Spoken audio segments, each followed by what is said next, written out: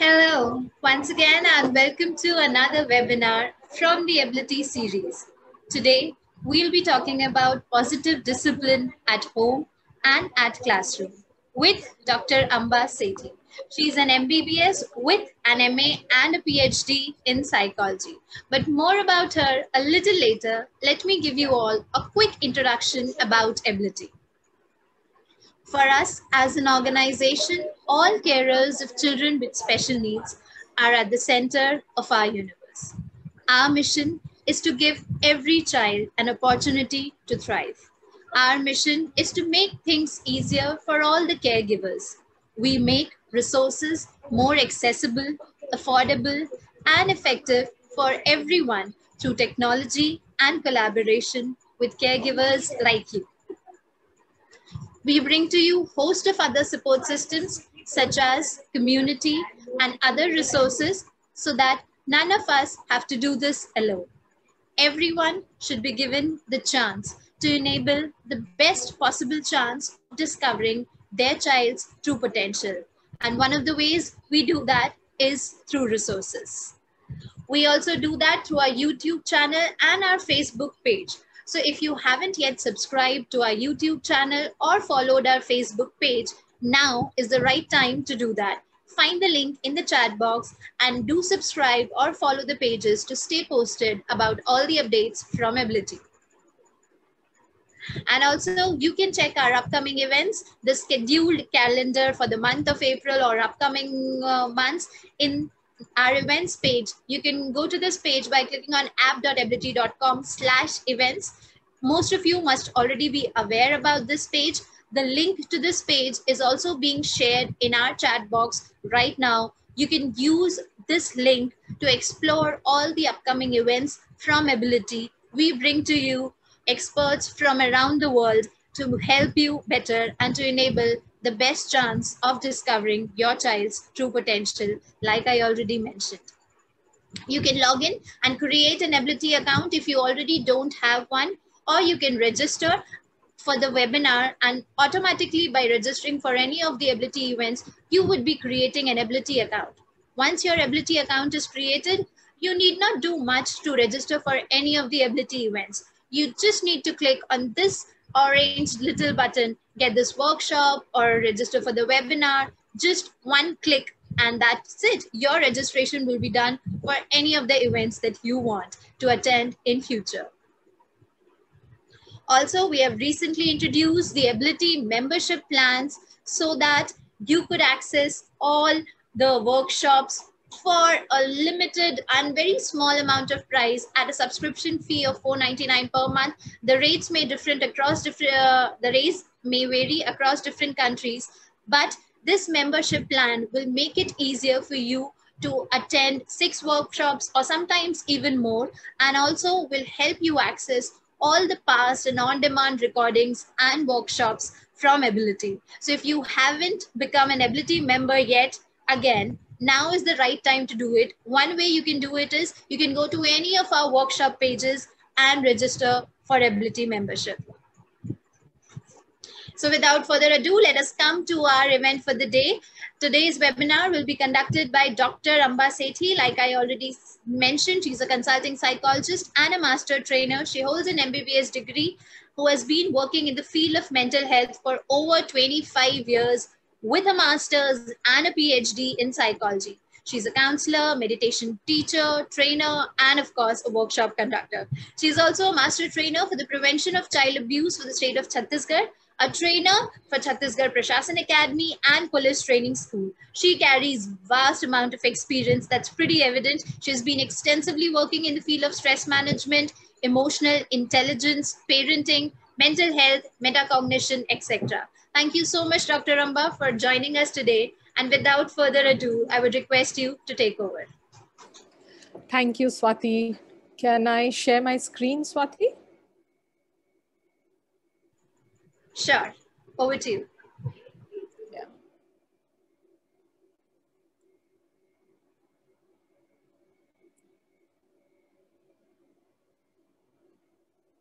Second. Can you see my screen? Yes, we can. Yeah. Okay. No, I can't see it. Just a second.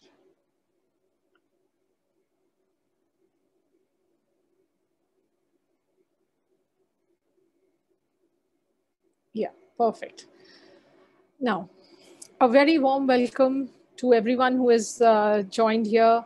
And let me tell you that all of us here are in the process of learning, and not because I have been working in this field, but yet even after so many years, there are still new things that I learn. And whenever I read, whenever I go through new workshops, I still discover many new things.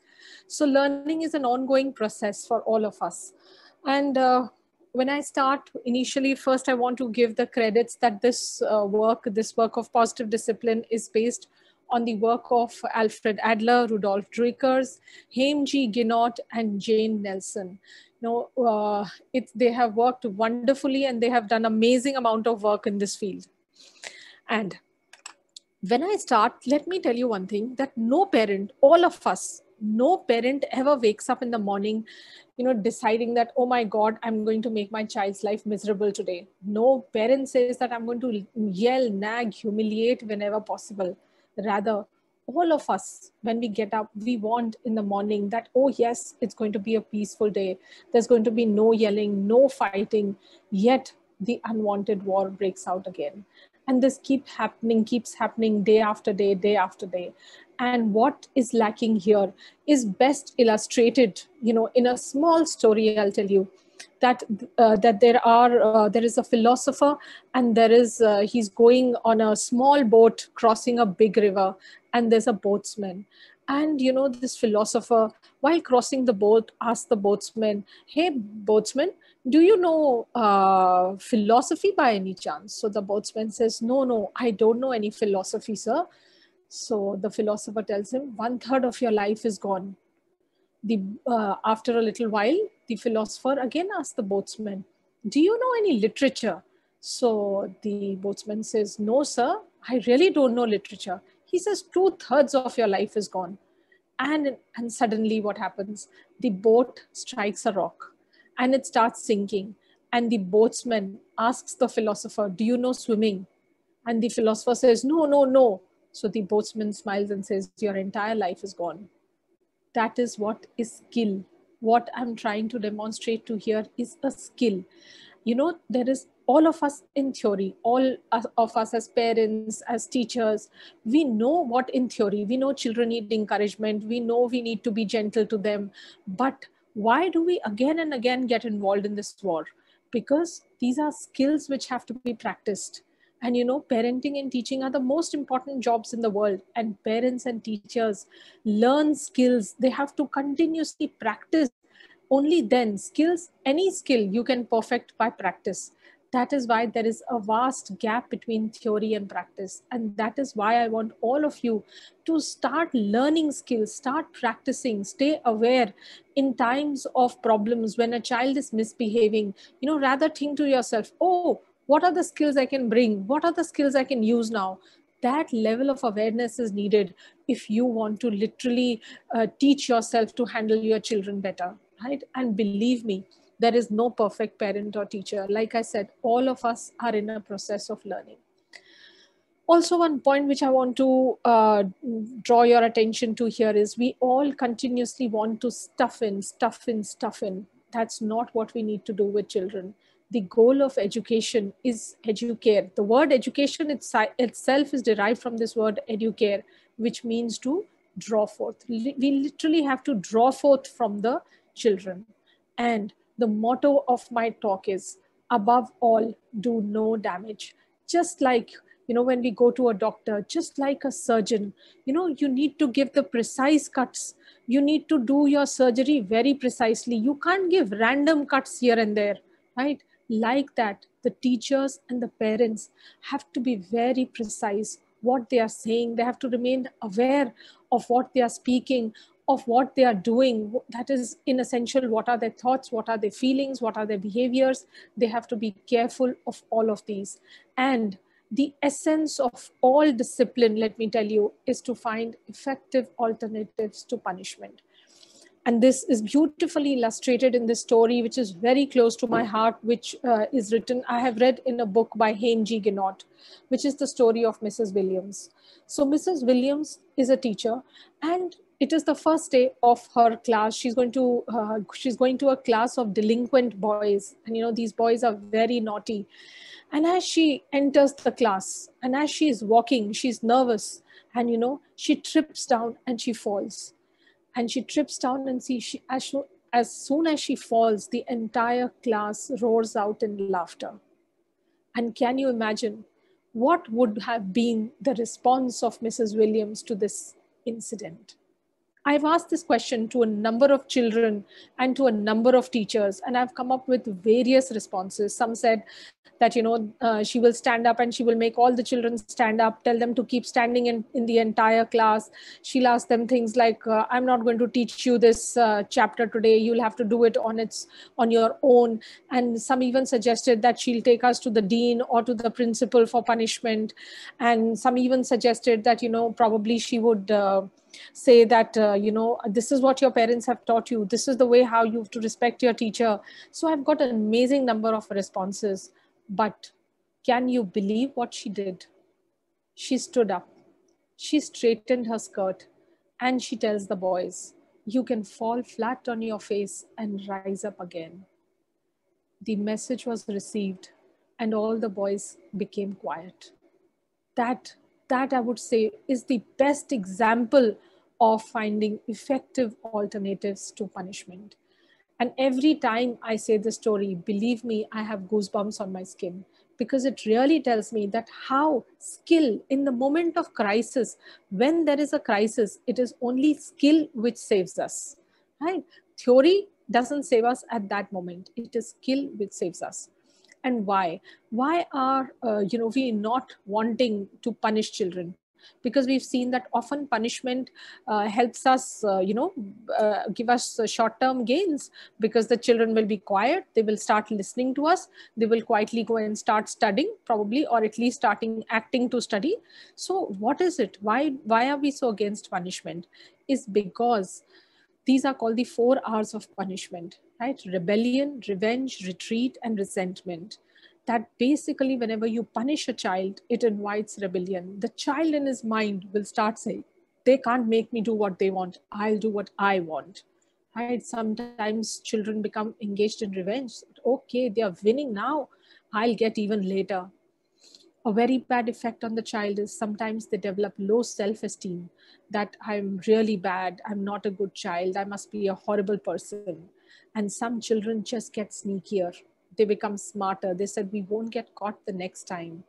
And sometimes some children develop resentment. They say, oh my God, they are filled with grudges. And they say, this is unfair and I can't trust these adults. So these 4 R's basically create a lot of problem within the child also. And no child, if I ask all of you parents to just close your eyes for a moment and go back to a time when you were punished, when some teacher or some parent humiliated you, was angry at you, said the wrong words to you, and you were really hurt, did you say these statements to yourself that, oh, how can I please this punishing adult? Oh my God, this adult has punished me. I really want to please this punishing adult. Did you ever speak to you like that? Was your self-talk that I'm going to improve, I'm going to be more responsible, I'm going to be more cooperative? Was your self-talk like this? Just ask this question to yourself. How did you feel at that moment? When children are punished, it basically does not, deter misconduct. Rather, it does not make the children more obedient or responsible. Rather, what happens? Children resolve to be more careful in escaping detection. And when punished, they get absorbed in rage and grudges. They start hating themselves and their parent and teacher. And that is why they say that punishment will only work in the short term, but there are no good results in the long term. It's really basically, even a lot of researches has been done, where they're telling us that, children who have had a lot of punishment also are greater possibility of going into mental illnesses like depression, anxiety, Okay, so that is the reason we don't want this generation of children to suffer from the burden of mental health, of mental illness. So rather, what do we want to do? We want to use positive discipline techniques. And just read this and think about it. When a child hits a child, we call it aggression. When a child hits an adult, we call it hostility. When an adult hits an adult, we call it assault. When an adult hits a child, we call it discipline. Is it fair? Just think about it. Now, I want you all to just open your minds and think about what we are doing as parents and teachers. And now we all know that these times are changing and parents and teachers are very frustrated. I've seen lots of parents and teachers, they keep telling me of their olden days that, oh, we used to just listen, we were so obedient. We were so, we would just, the moment our parents would say anything, we would immediately comply with it. Then what happened? Why don't today's children develop the same sense of responsibility and motivation and obedience that seemed prevalent many years ago? So the possible explanations which I have been able to gather are, of course, there is a greater amount of broken homes. And if you remember that earlier generations, they grew in very stable environments of, a lot of joint families, stable environments. And this is not the time when they have stability of environment also. Television, video games, working mothers, and very importantly, adults now are no longer giving children an example or model of submissiveness and obedience. Do you see adults now that there is a mother who's extremely obedient to the father, or a father who's just listening to the mother? Or even in your own homes, do you see that any one of you, are you completely doing what your parents are saying? So because now it is very difficult to find anyone who's even willing to accept an inferior and submissive role in life. If you see that we have to be very respectful even to the people who are working in our homes, even they are not initially in earlier times, uh, people would treat their workers any way they wanted to. But now there is the dignity of labor, right? There are no one who wants to listen to any kind of bad language, or nobody wants to feel inferior, or nobody wants to submit, right? So this is a very important point where I thought that, now children are not getting an example or model of submissiveness and obedience. And we know children grow and children become what they see, what they are observing, right? Also, children are given too much in the name of love without any effort or investment on their part. And therefore, it is seen that children develop this entitlement attitude that, oh, I'm entitled to the best things. I must have the best clothes. I must have the best mobiles. So this is an entitlement attitude because they are not cooperating, they are not contributing, but they feel that they demand, and they feel that they are entitled to getting the best things. Right? Many parents are rescuing and overprotecting children and robbing them of their opportunity to develop a belief in their capability to handle. So if we make things too smooth for children, what's happening? That children will not know how to solve problems. And in this generation, never forget, what we need is resilience. Resilience is the most important skill what we need. And what is resilience? Resilience is a positive adaptation after a stressful event. Like we all are going through this period of COVID-19. And once this period is over, once this pandemic is over, what would we need?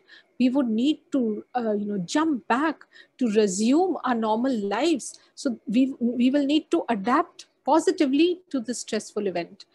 And all these points basically described in one line, that the world has changed. The world in which the parents lived exists no more. And that is why we cannot use the parenting techniques which were used in that world. Please understand, parents, that world doesn't exist anymore. So even the parenting techniques used in those times will not work anymore. And this is one idea which punishment thrives on, basically, which is a misconception that to make children do better, first we have to make them feel worse. When the opposite is true, that children do better when they feel better.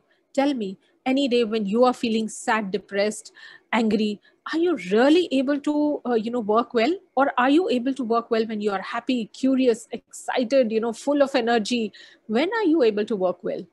Then just imagine that when we punish children, we get angry, we say names to them, we label them, we give them all possible names.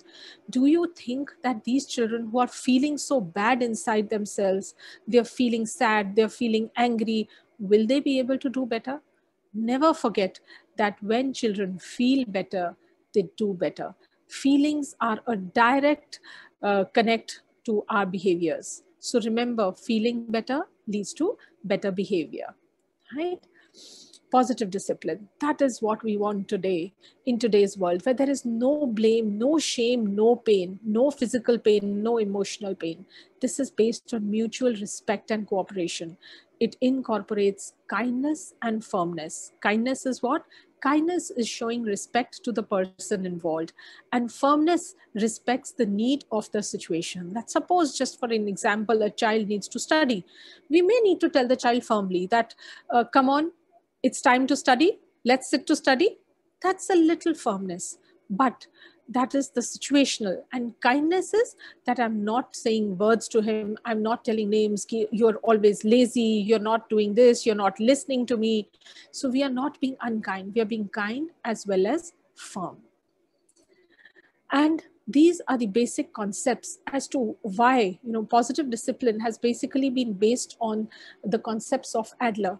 And these are the basic concepts. Number one is children are social beings. Remember, children are forming beliefs about themselves based on what the adults are saying. So significant adults in these children's life are who? The parents, the teachers. If grandparents are staying with them, then grandparents. So whatever these significant adults are speaking to the children, these children listen, and then they form beliefs about themselves and the world. And then they decide what they need to do to survive or thrive. So if we are saying negative statements to the children, the child might start thinking, I'm useless. The child might thinking that I'm not good enough. And to tell you all parents that this, I am not good enough, I'm not smart enough, I'm not intelligent enough. This is one belief which is causing the world's major depression. So imagine how much we need to understand that we need to, what are the kind of beliefs we need to inculcate. And these beliefs are a direct reason why they are formed in children is because of the way adults are speaking or interacting with the children. Now, this is a second point. This is really important. Remember, children are good perceivers, but poor interpreters. Now, to explain this point, I will tell you that suppose you imagine that there is a 4-year-old child, and this 4-year-old child sees that his mother is come home from the hospital with a new baby. Now, this child perceives that there is a new baby, but how does he interpret it? He sees that my mother is, holding the baby. My mother is taking care of the baby. My mother is feeding the baby. My mother's attention is completely on the baby. Now, she has perceived this event, but what is she interpreting it? The child may interpret that now I am no longer loved. My mother doesn't love me anymore. That is why I said that children are poor interpreters. And then this child may start behaving differently. This child may start acting out. This child may start temper tantrums because the child wants to feel loved. The child wants, but she doesn't know how to get it. So her behavior is goal oriented, right? She may want to get her mother's attention, and she might be saying that, if I behave in this way, my mother will probably give me attention. So behavior is goal oriented, and that is generally driven by a poor interpretation of the situation. The third point is that a child's primary goal is to belong and feel significant. And misbehavior is based on a mistaken belief about how to achieve belonging and significance. So a lot of children, what happens with them is when they want to feel belonging and significant, they may start demanding attention. They may start doing, jumping around, and they may start doing a lot of things by which they feel that when I get the attention, then I will feel that, I belong and I'm significant. So that's a mistaken goal. That's a mistaken belief about how to achieve belonging, right? But I said children are poor interpreters. So they have a child's mind, and a child's mind is not like an adult's mind that it can interpret things. Even we as adults, do not interpret everything correctly. We also have our wrong interpretations. So, giving the benefit to the children are really poor interpreters. Some children even have a mistaken goal of misguided power, that I will feel belonging if I am the boss, right? So these children get into power struggles. Then some children also assume, like they go and they lock themselves in the room, they start remaining in the room, they stop interacting with parents because somehow they feel I can't belong. That's the goal of assumed inadequacy. They start feeling whatever I do, I will never belong, so just leave me alone. So see, different children, how to, they have mistaken goals about how to attain belonging and significance. And that is why a lot of children misbehave. We can use this as a code breaker, my dear parents and teachers. Use it as a code breaker. Try to get behind the reason why your children is misbehaving. What is the reason? What does he need? Does he need love? Does he need a hug? What does he need? Remember, a misbehaving child is a discouraged child. A misbehaving child is trying to tell us, I don't feel I belong or I have significance. And I have a mistaken belief about how to achieve it. So please, my dear parents, remember that, you have to encourage a child, you have to hug a child, understand the reason, like actually start working that why my child is behaving like this. Why is he feeling bad? What can I do to help him? How can I do to make him feel better? And when the child feels better, you see his behavior will be better. And equality. Adler said that all people, including children, they have an equal claim to dignity and respect. Therefore, humiliation is absolutely out. And humiliating techniques are contrary to the concept of equality and mutual respect. That's the reason we say that, positive discipline never includes humiliation. Mistakes are wonderful opportunities to remember, to learn. And my dear parents, a wonderful way to teach our children that how mistakes are wonderful opportunities to learn is shared in this beautiful exercise. There's a Jane Nelson has given this exercise that during dinner time, once a week, or in class meetings, why can't we adults share even our mistakes and tell the children, oh, this is the mistake I made and this is what I'm going to learn from it, so that we outgrow the belief that, that we have to be ashamed of our mistakes, that, we are not perfect. And we believe that there isn't a perfect human being in the world, right? Yet all of us are demanding it of ourselves and especially of our children. We must have the courage to be imperfect. And that's so important. That will happen when we literally share with our children that what are the mistakes we are making as adults and also what we learn from our mistakes. So do not miss these opportunities as to what mistakes we are making and what we have learned. Share it with your children and make sure the message of love gets through. Because very often, parents scold children and they say that, oh, we are doing it because we love them. But tell me, have you been able to drive the message? Like a mother literally shouted on her daughter when she found a packet of cigarettes in her cupboard. So the mother got so angry, and the daughter said, Mom, I'm hiding it for a friend of mine. The mother kept getting angrier and angrier and telling her, you're a liar, you don't listen to me, and you are hiding things from me. But when I asked the mother that why were you doing this, she says, I love my daughter and I don't want her to get into this addiction. So I said, you love your daughter, but did your message of love get through? So see, we love our children, but when we are dealing with it in that manner, our message of love doesn't get through, and it defeats the purpose for which we actually, got into with our child. We got rather involved in a fight, in a power struggle with our child. So make sure that whenever you have any problems with your children, the message of love gets through. These are the 5 criteria for effective discipline that it has to be kind and firm at the same time. That means it should be respectful and encouraging. It should help children feel a sense of belonging and significance. Children should feel connected, right? It is effective in the long term. Remember, positive discipline is effective in the long term. Punishment only works in the short term, but has negative long-term effects. Positive discipline will teach children valuable social and life skills: respect, concern for others, problem solving, accountability, contribution, cooperation. And you should see whether your whatever method of discipline you're using, is it helping? Is it inviting children to discover how capable they are? And is it inviting them to use their power constructively? So these are the 5 major criteria, and I'm going to tell you these 4 steps, which are extremely important and I'm going to tell you in an example, right? A child comes home, and you can read these 4 steps later. I'm going to illustrate it to you with an example. Just imagine a scenario where a child comes home and the child is really angry, and the child throws his bag, and the mother sees the child, and she tells the child, what happened to you? So the child says, I'm really angry. She says, what happened? She says, my teacher scolded me, and my teacher punished me, and she made me stand outside the class, and I don't like such kind of behavior. So the mother says, what happened? What did you do? You must have done something that she made you stand outside the class.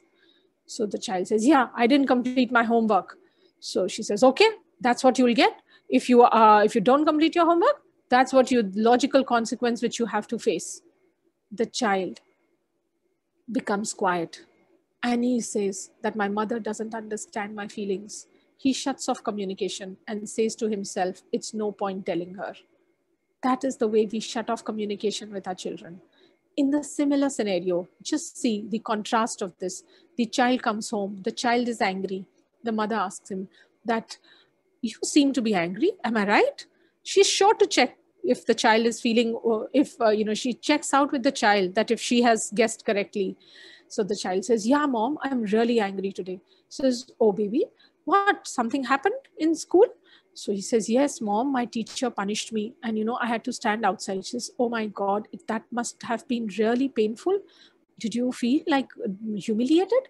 Once, I had such a punishment in my school, and I felt so insulted and humiliated. It was so painful to stand outside the class with every person, every teacher going and asking, what happened? Have you been punished? So it was really bad. So now, what does the child feel? My mother understands my feelings. It is safe to communicate with her. See, after the child has now, and then the mother helps the child to cool off and tells him, okay, would you like to eat? Beta, I understand that these are very painful feelings, and would you like to eat something? Can I help you in some way to cool off? And then after that, we can focus on solutions. So see, just understanding. A very similar example, that so many times a child came and said, oh my God, I'm very angry with grandmother. So the mother says, no, in our house, we cannot be angry with grandmother. What does the message go to the child? That I cannot feel my feelings. It's no point talking to my mother. So these are the small instances where, I want you as parents and teachers, let us be more understanding of what the child is feeling rather than judging, correcting them. Just accepting, helping them learn what their emotions are, helping them name their emotions, because that is the first step towards emotional intelligence. And as all of us know that, emotional intelligence is responsible for as much as 76% of our success, whereas only 24% is our IQ. So I wish all of us could understand this basic point. And now some more tools for positive discipline. Connection before correction. It is the most important tool that you imagine. That if you don't have a good relationship with your child, if your attachment with your child is not good, right? How can you correct a child? Would you as adults, tell me, go and share your problems with a person or with anybody whom you don't share a good relationship with?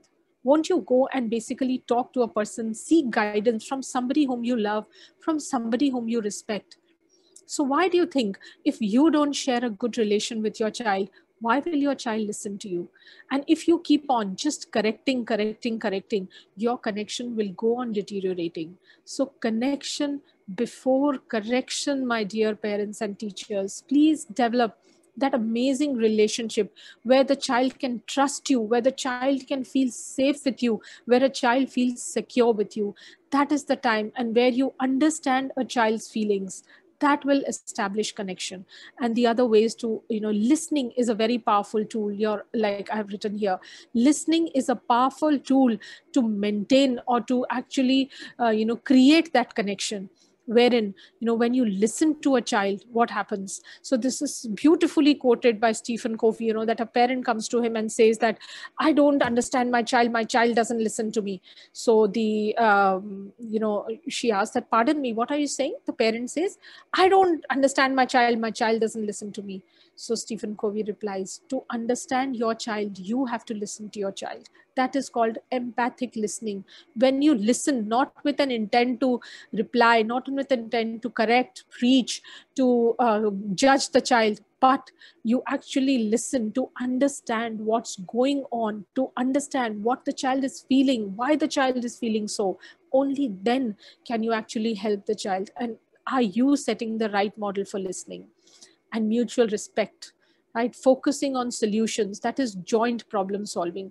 We want you parents to be, understand that it's a problem, and then help the child to find solutions. Like it's a brainstorming session. How can we solve this? This is a problem now, right? So brainstorm on solutions. Positive timeout. Positive timeout is a time, a cooling off period before you can discuss solutions or do problem solving. And many parents think that positive timeout means that you are, allowing the child to misbehave, or that you are encouraging misbehavior. That's not true. Positive timeout is a cooling off period, because when you are very strung up in emotions, what happens is that your emotional mind hijacks your rational mind. The rational mind, which is the seat for problem solving, which is the seat for decision making, cannot function properly when you're in surge of emotions. So positive timeout, where you cool off your emotions, where you relax, will help you come back into your rational mind, and then only you can focus on solutions and problem solving. So asking, not telling. Do not tell your children too many things. Do not keep giving them instructions. Rather ask them, can we do this together? How about doing this now? So when you tell the child something, the child feels a resistance develop inside his body. But when you ask, the child feels that he's in control. He's the one taking the decision. So asking, not telling really helps. Build on strengths, not on weaknesses. Again, there is no perfect human being, right? Making amends. This was beautifully illustrated. And, there's a mother who has two daughters. And, these two daughters are basically throwing oranges. She comes out and she sees that my daughters are throwing oranges at the neighbor's car. And, initially she feels very angry. And then she tells herself, she goes to her children and she says, my darling daughters, how do you think that Mr. X, let's name the neighbor Mr. X, how would Mr. X feel when he sees his car? Would he be very happy? So the daughters are quiet and they think, no, mom, I think, he would be very unhappy. She says, how can we help him now? So, they are taken aback. So she tells them that, can we go and literally tell him that we have done this mistake, but now we want to make amends? And can we come and clean his car? So after a bit of a pause and thinking and rethinking, she understands that they are feeling scared in going and confronting the neighbor alone. So she says, I'll come along with you. Don't worry. So then she takes both her daughters. She goes to the neighbor, and the daughters then say that, Mr. X, we are sorry that we, spoiled your car. We dirtied your car, but now we want to correct it. We want to clean your car. So we'll wash your car. So see, that is making amends. All of us do mistakes. So do children. How can we teach them to make amends even after they have done a mistake? And then come moving on to redirecting misbehavior. Redirecting misbehavior is very often, this has been used in classrooms. That suppose there's a child there's a painting class and he's not cleaning up, his desk. So what do? We can redirect him. We can make him basically a leader that go and check if all children have cleaned their desks. So like that, of course, I can tell you lots of such examples, but because we are short of time, let's move ahead. To avoid social pressure and solve privately. Often, when a child misbehaves in front of a lot of people, there is a tremendous social pressure on the parent to scold the child or to shout at the child. Please, my parents, solve the problem privately. Take your child separately. Do not shout in front of all the people. Take your child to a separate location, into a separate room, and then talk to him. Do not succumb to social pressure and start shouting, getting angry, and calling your child names. Routine charts, these are very beneficial, because you're telling your instructions will reduce. Suppose you have a routine chart for a child in the morning, you can simply put up that routine chart there and just remind the child, what are we supposed to do now? So in a routine chart, you can have the pictures of the child brushing the teeth, then taking a bath, and then wearing clothes, and then picking up their bags. So that way, if you have a routine chart, you simply have to remind them, and when they keep seeing the routine chart, that becomes a programming. The child himself starts getting programmed, a habit starts developing. Okay, this is what I have to do, this is what I have to do.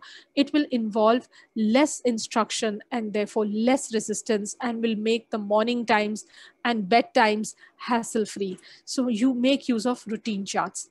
Take time for training is the next. Often we as parents, what do is that we tell the child, go clean up your room, but we have not trained the child as to what does he have to do. So the child may just clean up the room by just shoving all his toys in one corner.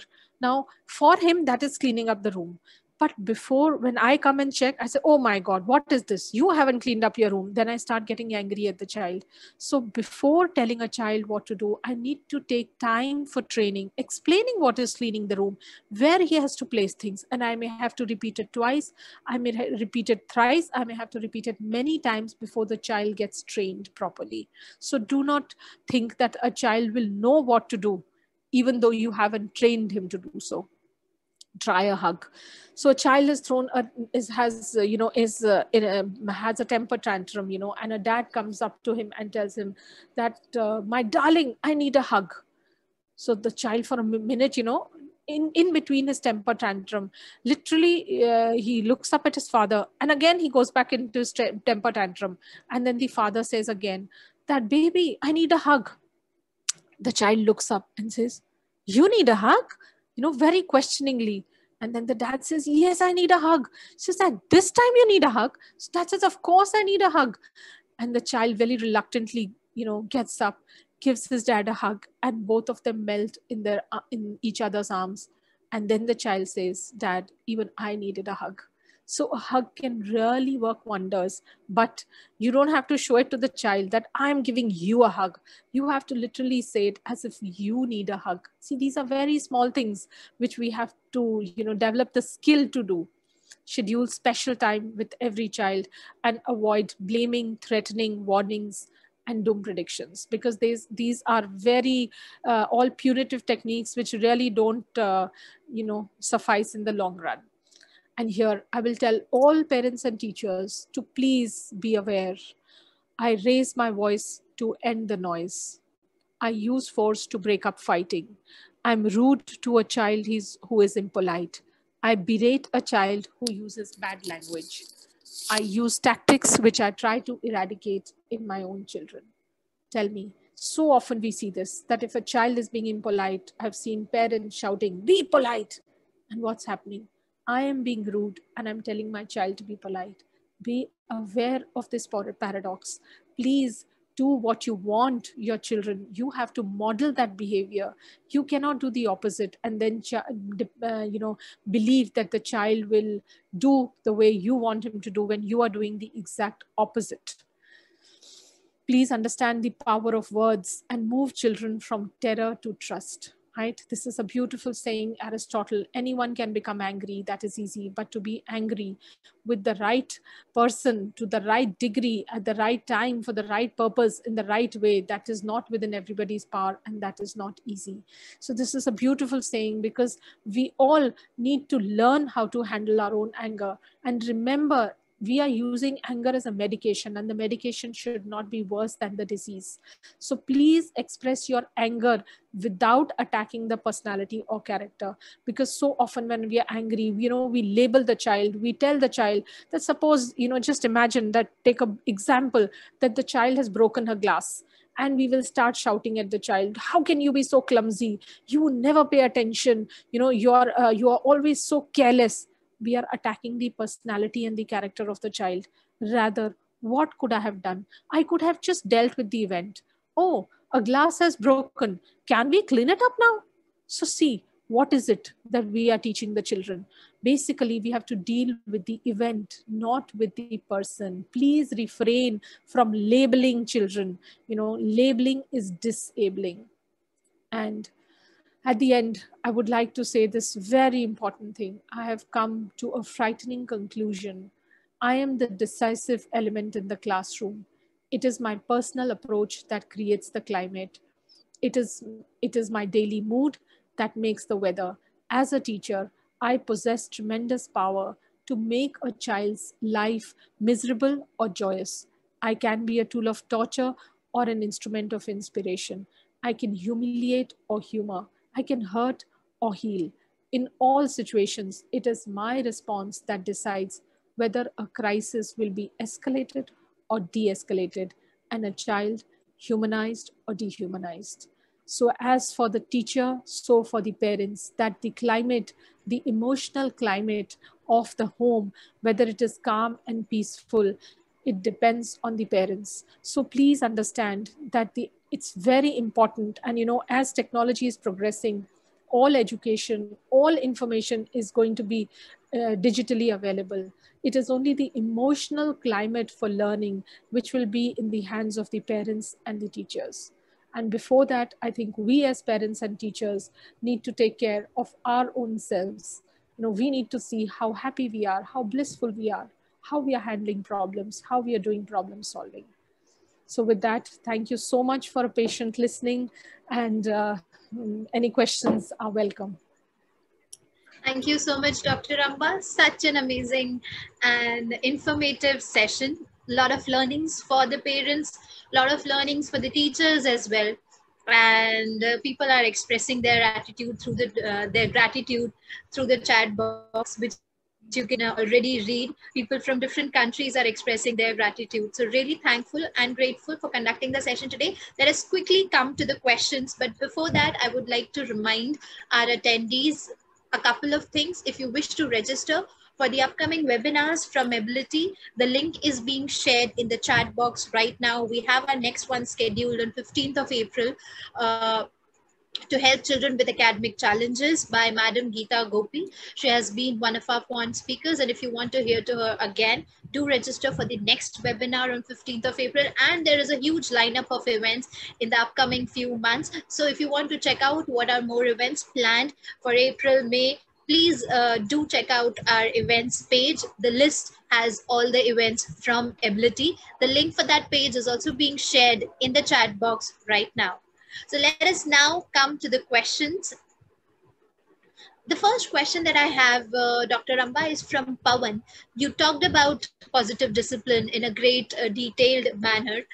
Pawan is asking us, how do we know the right level of discipline?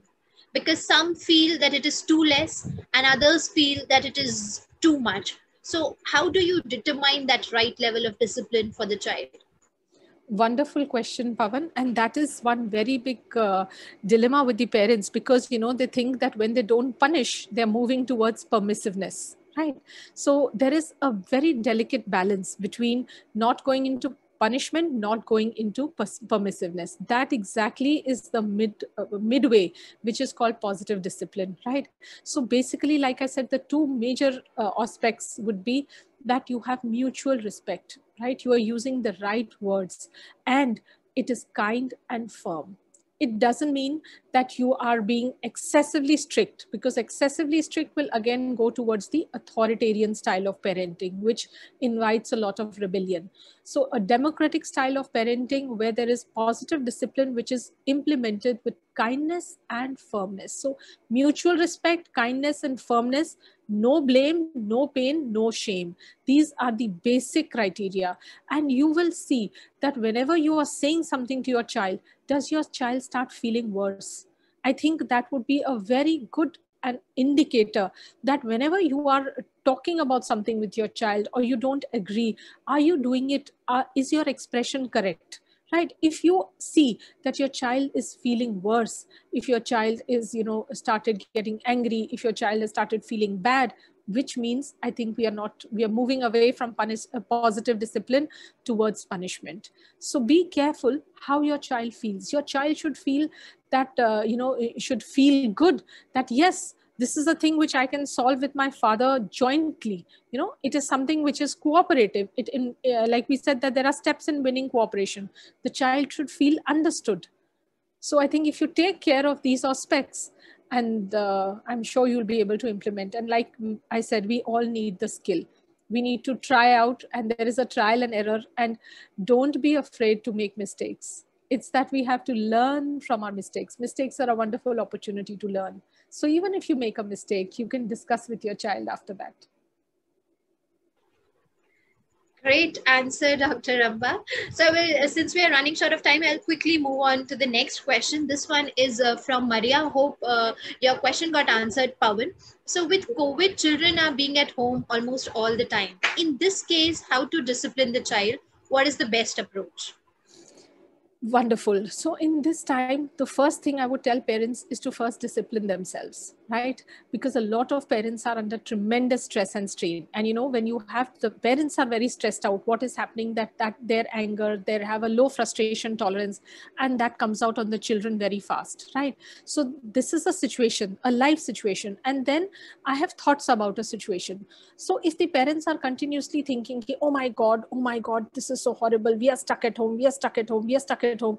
They are going to create stress for themselves. And then that stress is going to come out on children. So first learn to deal with your own stress. First learn to be calm and peaceful. And then you will be able to handle your children in a better. You can use this time that, okay, this time I have to spend with my child. I can literally play with my child, because children are on, a lot of parents are facing a problem because children are online, using the digital platforms for very long. So now what do we have to do after the child's classes are over? How can we involve the child in different activities? Can we play games with the child? Can we interact with the child? Can we read stories with the child? We need to find various ways in which to involve the child actively. So have some kind of a structured routine. We say that whenever the child has too much of an unstructured time, there are greater disciplinary problems, because children don't know how to deal with that extra time at hand.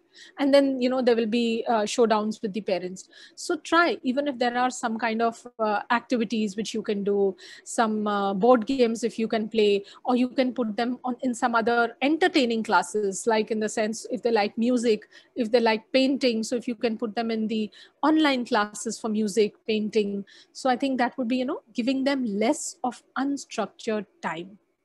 And of course, not to forget that we have to deal with our stress first, our mood first, before we can help our children. Remember in the flights, they say put on your oxygen mask before helping anybody else. That is what it is. Yeah. Helping yourselves would enable you to help your child better. What a wonderful approach. The next one is from Neldo. Neldo is asking us, when is the right time to correct the child's behavior? Should we correct them the first time when we see them misbehave, or should we give it some more time? What should be the right approach? A wonderful question. So habits, when put early, before 8 years, do wonders, right? 8 years is the time when the subconscious mind is really active. But how do we do the correction? That is important, right? We can do the correction the first time, but do we make the correction making the child feel bad? Ki, oh my God, you've done such a major mishap. Like I think in one of the slides I have written that often parents react to a broken glass as they react to a broken leg. So we don't have to react like that, right? If the child does make a mistake, we simply have to tell the child that a better way to do it, this is unhelpful. Can we do it like that? So you correct the child, but that is why I said, number one, connection. You have to have a very good relationship with your child. And number two, whenever you correct, you don't have to judge your child. You don't have to keep telling him, oh my God, this is horrible. This is not the way of doing it. This is the wrong way of doing things. And, put him into terror. Rather, put him into trust. Tell him that, okay, we can make mistakes. Let's do it like that. So use that mistake, correct that behavior as an opportunity to, teach that we can learn from our mistakes. Like it has to be handled gently. We don't have to terrorize children, rather move them to trust. Wonderful. So, Dr. Amba, a lot of educators, teachers, and school administrators are also attending this session apart from parents. So, one from their community, on behalf of Harshita, Farida, and a couple of others, the question is how to discipline children in the classroom. What is the best way to ensure discipline in the classroom setting? Wonderful. I think a very important point in this is that we must have classroom rules pasted. The children must be aware. Many times the children are not aware, and teachers come out with new punishments every time or new regulations. A very important thing is that the classroom rules should be there pasted right on the notice board so that every child knows what are the rules, right? Number one, that. Number two, whenever there is a misbehaving child, take time to understand why the child is misbehaving, right? Please do not punish, humiliate, or insult the child. Do not label the children. Like I've seen in instances that a teacher caught a child passing a note. The teacher went to the child, grabbed the note, and, oh my God, this is so funny. What have you written on this? And she read out the note, and the child felt very humiliated. The teacher must be adept that, passing notes has been a child's pastime since ages. She could have respectfully said that, this is not the time to write notes. You can write notes in your break. And, she could have just kept the note away. Like a wonderful teacher, they explain, when she entered the class and she saw her own cartoon made on the blackboard. And she entered and she tells the children, wow, what a beautiful piece of art. So she's exhibiting the right kind of patience, the right kind of tolerance, that she's not reacting to events. See, that is what we need in our teachers, that they should be able to, understand where we have to react and where we literally have to use our skills to deal. Otherwise, what could have happened? You imagine the scenario that a teacher entered, sees her cartoon, who has done this? I'm going to take him to the vice principal. The entire 1 hour would have gone. She would have been dealing with the misbehavior, right? And what happened to this? She just said, wow, what a wonderful piece of art. I'm sure this child is really good at his artwork. And she starts teaching. So we have to see, we have to develop teachers who learn these skills, how to deal with these small problems. Like I said, in a crisis, it is the skill which saves. So these are skills and various things. Like a lot of teachers, they'll call if a child is not solving a problem, they'll start giving him names. You don't know this much. What have you been doing? You don't listen. It's okay, maths is difficult. Algebra is difficult. I understand. So these are very, I think this can be a full workshop, different things, problems with children, what happen daily in the classroom. Lot of skills to be learned in that. Sure. And hopefully we'll come up with, some workshops like that for more of our participants to benefit from it. For now, let us quickly resort back to some of the questions that we have received. So you did talk about, the offline disciplining strategy in a classroom setting, but now the classes are being conducted online for most of the schools. And these are questions from Ira, Frashicious, and Gayatri. Pardon me if I'm not pronouncing your name correctly, but all of them are asking about that if children in online classes do not respond and they do not submit their work or they put their cameras off, what we can do in a virtual session to practice discipline in such cases.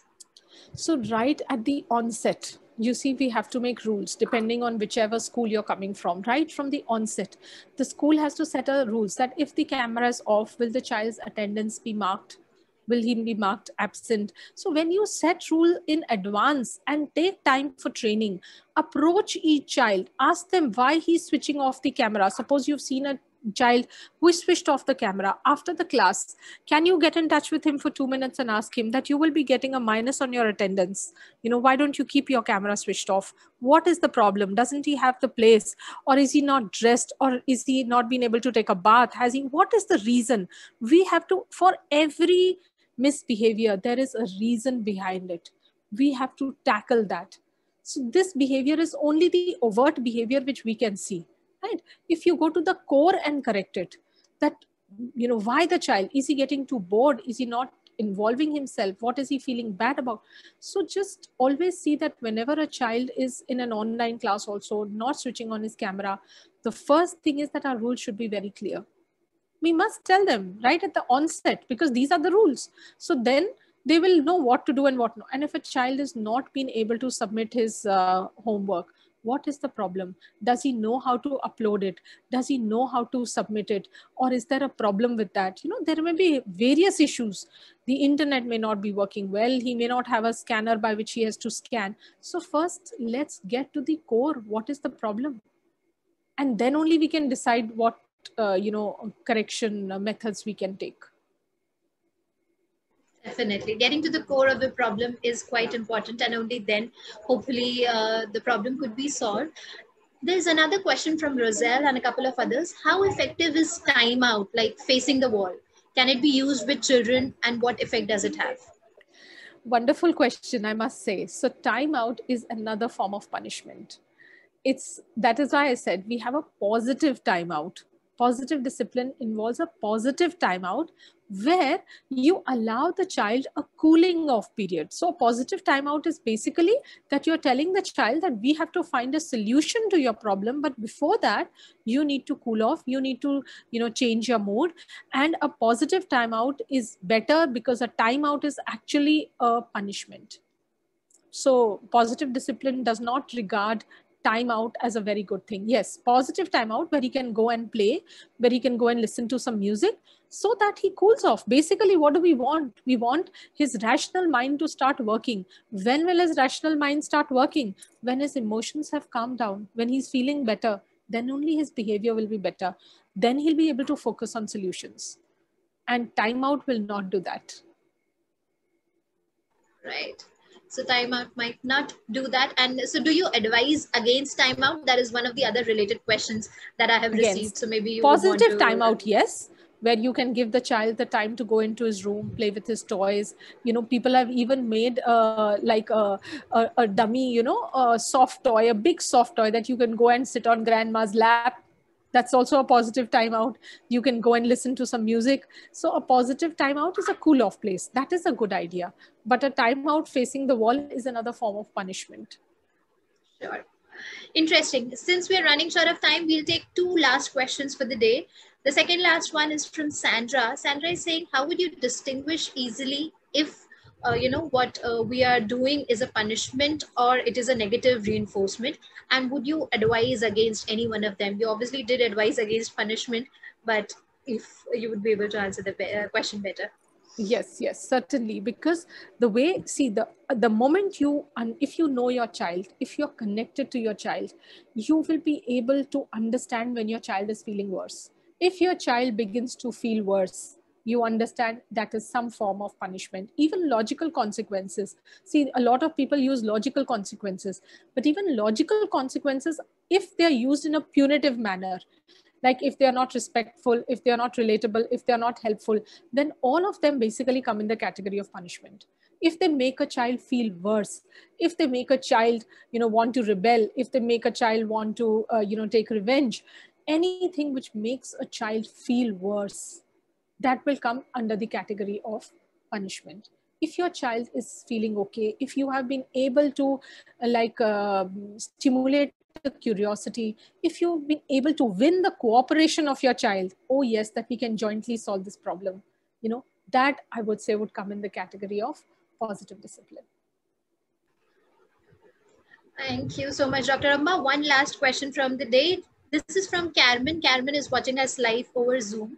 So, do you have any advice for children who have, kind of a cold war with parents and are not speaking with them for a long period, let's say months? What would you advise, and would positive discipline help in this case? Certainly, because see, this is a very important thing. Why has the child closed communication? So the most important reason why children close communication is when they feel that their parents are not understanding them. Right? That can be one very important reason. So that means that the parent has to establish the connection with the child, understand what the child is feeling, whether it is any kind of anger, whether it is any kind of a feeling of low self-esteem. What is the reason the child is shutting himself off, right? Again, go to the core and establish your connection with the child. Once you've established a connection, also one very important point to think here is sometimes the children retreat into their room when they have an assumed inadequacy, when they think that I don't belong, and that hurts. So I'll rather be alone in the room. So if a child is not feeling that belonging and significance, he may retreat into his room, right? Because the child has developed a belief of assumed inadequacy. He may not show it on the, on the forefront. He might be really feeling, I don't care, I don't want to talk to you. That may be the child's behavior. But inside, is he feeling inadequate? Is he not feeling, does he feel a lack of belonging and significance? Connection or that attachment, that relationship improvement with the parent will, I think, help the child come out and start talking. And I've often seen that when children come out of the room and start talking, the parents start talking to them about the difficult issues. Have you done your homework? Have you submitted this? And the child goes back and retreats into his room because that's not what he wants to discuss. So time and again, when I tell parents, when they come out, and if you see that there are some areas where the child doesn't want to discuss, avoid that for the time being. Involve them in happy moments. See, every child wants happy moments. So if you have some happy moments with your parents, whether you are just watching TV, whether you're playing some games, that would help the child get connected to the parent more. It is happy moments which bind us. It is happy moments which create that bond. So please share happy moments with your children. Definitely. What a useful piece of advice for all the parents here, Dr. Amma, and especially in these times, these tough times where almost all the parents are spending so much of their time with children because of the pandemic. Thank you so much for an amazing, amazing session and also for your amazing answers. It was really informative. It was really helpful. And so this is what the people have to say. This is something that I am quoting and reading from the chat box. So I'm just conveying their gratitude and warm regards to you. Thank you so much for being with us here today. Dear attendees, do not forget to share your feedback about today's session. If you did like the session, do say so in the feedback. And if you have any suggestions for improvement, also share that. We would be willing to improve based on your suggestions and feedback. Thank you so much for joining us today. Dr. Amba, your final words about today's session. Thank you so much for being so patient and asking so many questions. And I'm sure each of us as a parent have a long way to go. We are in this process called life, and life is a journey. It's not a destination. So please, all of us, start working on your own self. I tell all parents, first work on yourself before you want to work on your children. You are the role model whom they're going to observe all the time. So exactly like way that, the way you create the atmosphere at home, the emotional climate at home, that all is going to affect the kids. So please take care of yourselves and start staying happier, healthier, choose health and happiness. And, I'm sure your children would do much better. Thank you so much. Great. Thank you so much, Dr. Ramba. Choosing health and happiness will also help the children indeed. Dear attendees, if you wish to register for any of the upcoming events from Ability, like I already mentioned, the link is being shared in the chat box. You can check out the lineup of events from Ability, and if you want to get more such insights and learnings from the experts from around the world, do check out our lineup of events on the events page. And if you want to register for the upcoming webinar on 15th of April, where we'll be discussing academic challenges in a little bit detail, do register for the webinar. Thank you so much, everyone, for joining us today. That brings us to